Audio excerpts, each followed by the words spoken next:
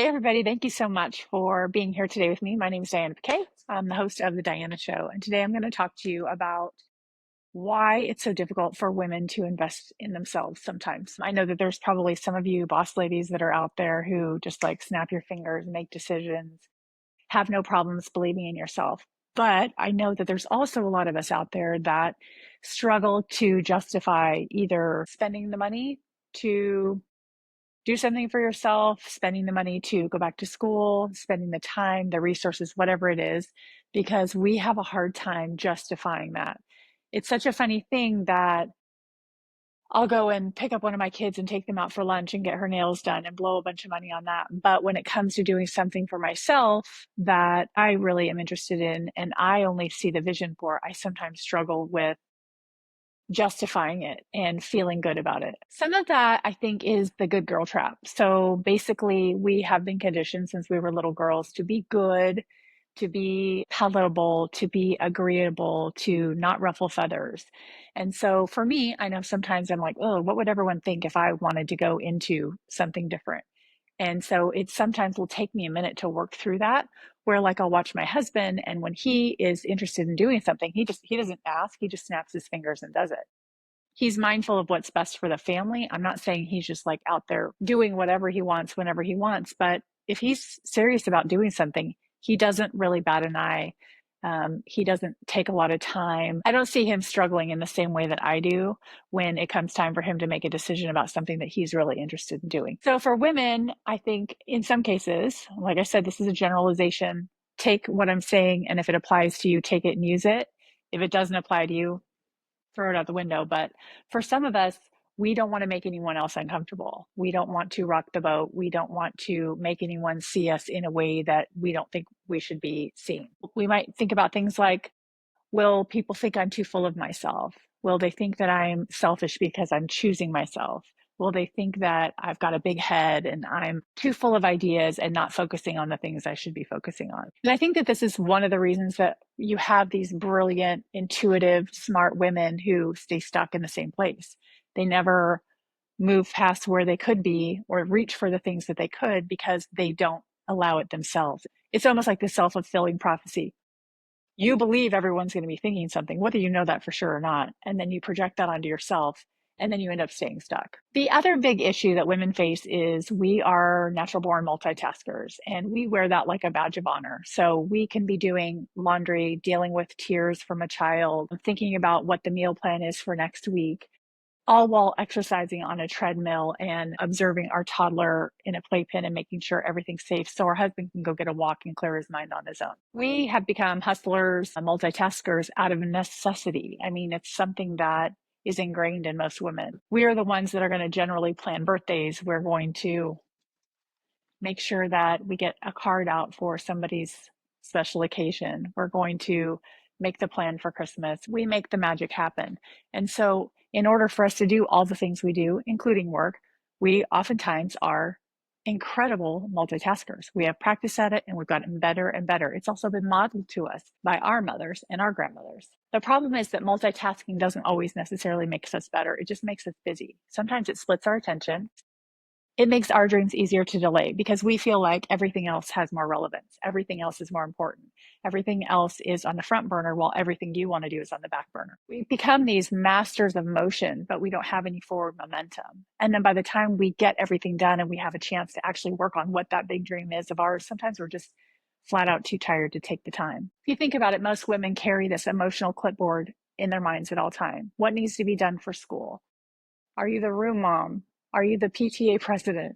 I mean, I'm sure you're involved in some way in your children's school, even just getting them to school. Did they get the right backpack?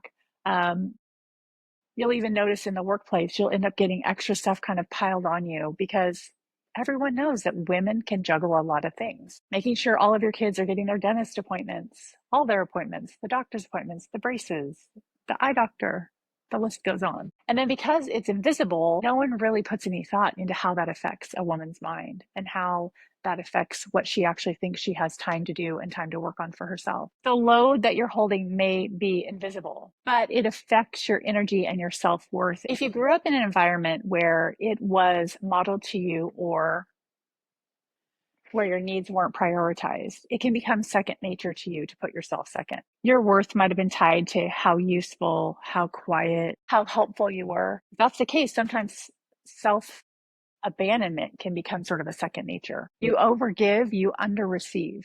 You're always giving out more and you're taking much less when you deserve so much more. Maybe you learned that love was conditional and that love required some self-sacrifice. One thing, the other things that we fall into is this sort of habitual cheerleading for everyone else. We put all of our effort into what does he want to do? What does she need? How can I be the best cheerleader or support system for all of these people that are in my orbit? But the truth is that we need to put some effort into that for ourselves. You might be so deeply ingrained into prioritizing your husband, taking care of your kids, showing up for your community, volunteering, that prioritizing yourself doesn't even really seem like an option anymore. You can't even envision how you would have time for that anymore. You might have trained people in your life to believe that you don't need help, that you can do it all, that you make it look easy. That might be part of your identity. Maybe they truly believe that about you, so they've gotten to the place where they just don't even offer to help because they feel like you've got it covered. In reality, it's likely that these people don't mean you any harm. They're just believing the story that you've laid out for them to believe. But here's the cool thing. You can rewrite that story. You can start speaking up for yourself in small ways and look at what you're doing in your life and make changes. You might have a fear of what success might change. So for me, I've been really, really excited about looking into investing in courses that I could take to dive deeper into things that I'm interested in. But the truth is that it's kind of scary to think about change. I kind of like who I've been. And although I do want to change and grow into somebody new and different, it's kind of scary. I have spent the last 6 weeks researching, listening to podcasts, talking to girlfriends that have already done it, reaching out to my network, and realizing that the only thing that's holding me back from doing this is me. I can afford to do it. I want to do it. I'm interested. I do believe it'll make me grow. And so when I finally pulled the trigger on taking this course that I wanted to take, it was not inexpensive, but I do think that it will be completely worth it for me. It felt good to finally make that decision. But I think when I look back on what took me so long and why I didn't just make a snap judgment is that A, I don't want to waste money. I want to be spending my hard-earned money and my husband's hard-earned money wisely. I want to make sure that this is something that I really want to do. I think that there's a little bit of fear of like what people might think. And there's a lot of judgment that I put on myself. There's a lot of that imposter syndrome that peeks in and creeps in. It's like, hey, are you good enough? Do you really think you could do this? Who are you to be doing X, Y, and Z? And it's hard to make that leap over that hurdle when you're feeling that way in your mind. I think this is very real for many women. There's this feeling of being too much or being too bold or too shiny. I believe in Australia, they call it the tall poppy syndrome. And it's basically where all the poppies that are a little bit taller than the average get sliced off. And so you don't want to get cut out of your social groups, your friendship groups. It's scary to feel like you're going to stand out by doing something different. What I see is that it's so beautiful to be a lifelong learner, and there's always things for us to learn and grow from. And you can only do better for your community, do better for your families if you're reaching out and chasing after those goals and dreams and exciting things that are truly in your heart. So we've talked about some of the reasons why women sometimes will hold themselves back. Now I want to talk about some solutions to it. Some of the first things that you can do are see it, name it, feel it, like really dig into that, notice it. Like, why is this taking me so long to pull the trigger on something that I'm interested in? And then my husband will go and just snap his fingers and make it happen because that's what he's interested in. You're doing the most powerful first step, and that's self-awareness, really looking into it. Once you see the pattern, you can't unsee it. And that's really when change becomes possible. It's not really about blame. It's more about reclaiming your power, reclaiming who you were born to be, who 5 years ago you were dreaming of becoming. I mean, let's be that girl. Let's be that woman. Another good trick is to reframe this whole thing that you're wanting to do as a legacy move. So do you want to raise bold daughters and bold sons that can one day be able to visualize their wife going off and doing things like you want to do? Then you need to model that for them now. You need to be the version of the woman that you hope someday that your children will want to emulate. You want daughters to take up space? You've got to model that for them. Show them how to take up space. Show them how to be confident. Show them how to chase down their dreams and goals. If you really want that business that reflects your soul. Realize that investing in your vision isn't selfish. It's actually generational healing. Remember, a rising woman is going to help everything rise as she rises. You can lead and be loved. Try this. Write a note to yourself, whether it's on your phone or whether it's in your journal or whether it's something that you text to that group of women that you know can hold space for you, and speak what it is you want to do and start taking that back. Speak that you're thinking about it. Say, I give myself permission to live fully and chase down my dreams. I want to honor my visions as much as I honored and have honored for years everyone else's visions. I want to be my own best cheerleader. You can print it, you can post it, you can read it every day, you can put it on your wallpaper on your phone, but it's something that you need to start investing in yourself so that that is something that you're just regularly thinking about. Here's some small shifts that can really build momentum. Carve out an hour for yourself every day to work on that goal. Spend some money on something so you have some skin in the game that will stretch you forward towards that goal. If there's something that drains you and pulls you away from that work on your goal, just say no. Find a way to shift it so that you're setting boundaries and you're protecting that sacred space for yourself. Start speaking your truth to someone who can hear it. Start talking about this big dream to somebody. Remember to curate your circle carefully. So the fastest way to really create some momentum around what you're wanting to do is get around other women who are creating momentum for themselves. If you're around a bunch of people who don't believe that they really have very much self-worth, it's going to be really hard for you to feel like you do. So get around other women who are on this same vibe, who are like pulling themselves up, who are excited about their futures, have big dreams, have big goals. It's wild how much that can be so contagious and really bring things up. Ask yourself, what would the most radiant, confident, successful, empowered version of myself do today? What would she do? And then do that. If that's who you were, live it today. If that girl would get up, take a shower, do something with her hair so that she felt confident, put together a cute outfit.